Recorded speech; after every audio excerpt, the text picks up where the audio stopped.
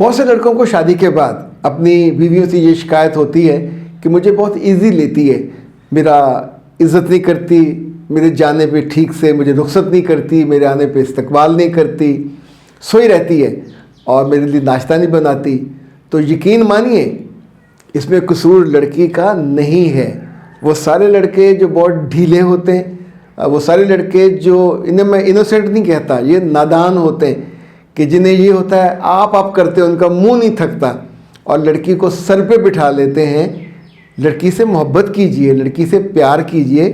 اس کے کام خود مت کیجئے، جو کام اس کے کرنے کے ہیں اسے کرنے دیجئے، نہیں کرتی تو کرائیے۔ ساری عمر روئیں گے کیونکہ کچھ عرصے کے بعد جب لوگوں کے سامنے آپ کی بے عزتی ہونے لگتی ہے، گھر میں مہمان آئے ہوتے ہیں وہ سوئی رہتی ہے، نہیں اٹھتی۔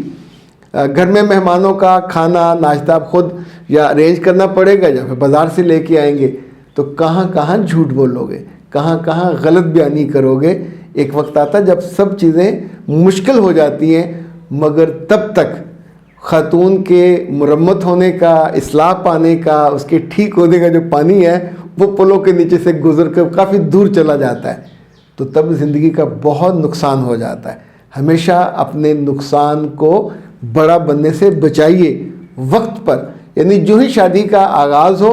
تو اپنی بیوی کو بالکل شاپنگ لسٹ دیجئے کہ جب میں جایا کروں گا تو مجھے کس طرح رخصت کیا کرو گی، اور میرے لیے کھانا، مہمانوں کے آنے پہ طرز عمل،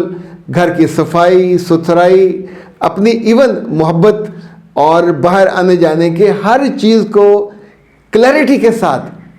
اسے بتا دیجئے۔ یہ اس کے سیکھنے کا وقت ہوتا ہے، وہ سیکھ لے گی۔